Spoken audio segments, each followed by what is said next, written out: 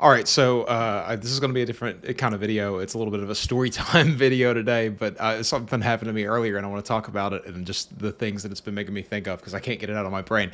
So this morning, I had to go to Sam's Club to pick up an order that we had done. Right, so we had gotten all these different things at Sam's Club, but I still needed almond milk and I needed cereal. So I went to Aldi to get those two things. So I go to Aldi, I grab my cereal, and I go back to the cooler, and the almond milk that I want isn't on the shelf. I mean, so the way that Aldi works, they have all these shelves in the cooler, but they're not actually like built-in shelves. They're like carts that they wheel up.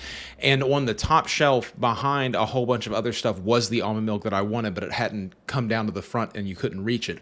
So in that cooler, there's a door that you pull open, right? And when you pull that door open, you walk inside and then there's everything there. And so I just pulled that door open and I walked inside and I grabbed it and I came back out. And when I come back out, this employee says, "Sir?"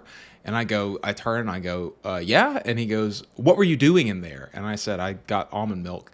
And then he said, "Why didn't you ask somebody to go in there and get it for you?" And I said, because I didn't see anybody and it was right there. So I just stepped in. And then he starts going on this tirade about how I should know better and how if this was Walmart, I wouldn't just walk into their stock rooms and all of these things. And I said, but at Walmart, their doors are these big, like open space that have these hanging rubber flaps that say employees only beyond this point. And here it's just a cooler, like a beer cooler, but there's almond milk and things in there. So I walked in and got it. So I got chewed out and lectured by another human being for the first time in so long. And all I could do while it was happening was just stand there and giggle and laugh because I couldn't believe that it was happening. But I think this is like a thing that I think about a lot, right? That a lot of people are so afraid of having something negative happen that they just won't do anything and won't make any actions in the world. You know, I saw the thing that I wanted and I walked in there and got it, and I didn't see any kind of problem with that. I had the thing. And the worst case scenario is that you get that overzealous employee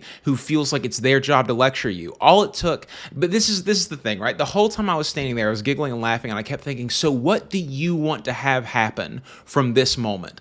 I now know that you don't want me to walk back there and get my own almond milk. You want me to take my time to go up front and find somebody and then bring them all the way back and say, no, yeah, that one, the one that's the original unsweetened, and do this whole little rigmarole and spend 8 minutes. That's fine. I'll do that from now on. No problems whatsoever.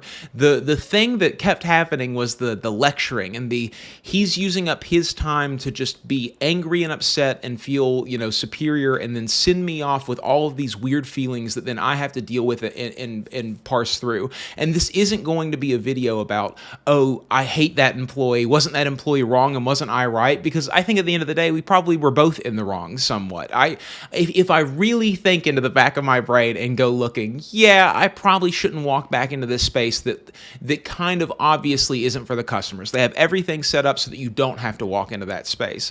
And in his mind, he probably shouldn't, he's thinking I probably shouldn't have reacted that way. I probably, he might be the manager. He was kind of a younger person. He seemed kind of younger than me. Maybe he was thinking, he was a little embarrassed that the shelf wasn't stocked properly and they had all these piled on just messy coffee creamers in front of the thing that I wanted, and he had these emotions going on. So this isn't a video about that. I could care less whether or not I was right or wrong in that situation, and I could care less whether he was right or wrong in that situation. The thing that I think about a lot, and the thing that comes back to me constantly, is this: if I'm going to have an interaction with somebody else, I want that to be a positive interaction.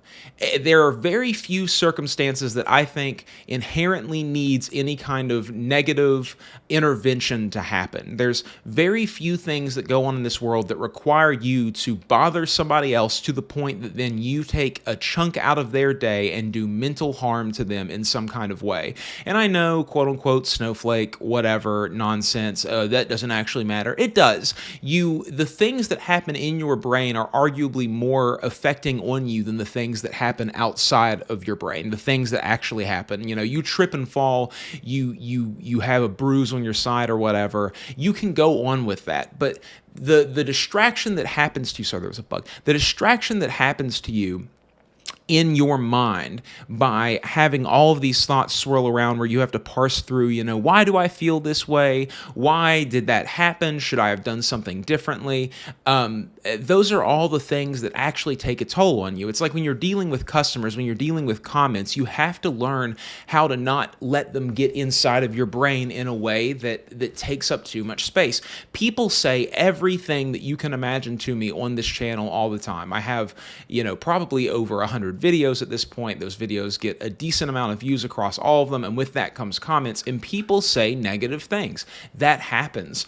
But what you can't do is, you can, I do it, and we all do it, but what you shouldn't do is internalize it. What you shouldn't do is think that means something about you, that you're having a negative interaction or you're having some kind of bad thing happen in your brain is some kind of reflection of you as a person, that you're a bad person or something because of that. People are going to have opinions about you. That guy saw me and he just apparently didn't like me. A lot of people do like me when they meet me. A lot of people see me and they never, that interaction between he and I could have been like, oh, next time don't do that. And I would have said, yeah, totally, no problem. But by the end of it, I would just apologize. He was walking away and wasn't responding to anything I was saying anymore. And I was just apologizing. I'm really sorry. I'm really sorry that this happened. I'm really sorry that you're having, I'm really sorry for this. I'm really sorry that you have to deal with this. It's just, the thought that I was having as I left. And that's sort of the way that I feel about a lot of these YouTube comments. A lot of these other people's thoughts in my life is just, I'm apologetic that you feel this way, but I cannot let the way you feel interact with me if there's nothing that I can do about it. If you say, oh, I don't like this guy, or I don't enjoy what you said, or I don't like React videos or whatever, that's just kind of on you. You're the one who clicked on the video. Now you know who I am. Now you don't ever have to click on one of my videos again if you don't want to. But I think it's an odd thing to take your time to go and do that. There is so much to do in this world and so much happening that there's just no reason to waste any of that time. And I don't know. You take such a verbal beating from people that after a while you start to have these intrusive thoughts from those things, and that can be really negatively affecting to you. And I think that this sort of mindset that I have is the only way forward if you're going to try to do anything that is out there and different and odd. And it goes from being the guy who sees the milk up on the shelf and instead of asking for help, you just go and get it because you know that it will be quicker, more efficient, that the people are probably busy doing other things, and you can go do that. Now, what that guy didn't do after we had this conversation was go and put the milk in the place that it needed to be to stop this from happening in the future. He just walked away and left, which is kind of an odd reaction to have to it. At some point, you have to discover within yourself that if you're the person who is leaving that milk pushed back on the shelf, that you want to have these interactions. If you find yourself getting into negative interactions all the time on the internet, then that's probably saying something more about you than the people that you're interacting with. If you think everyone else is the asshole, this is something I heard really early on and I learned it very quickly, is that if you think everyone else is the asshole, it's probably you, man. You're probably the problem. And I hate to be the bearer of bad news in those situations, but that's just the truth. I'm sitting here laughing about these things. I think it's incredible when people are so upset because they clicked on a video and then it was something that they didn't think it was going to be. I think it's amazing that they're taking their time to recognize me as a person and say something to me, and it just makes me giggle.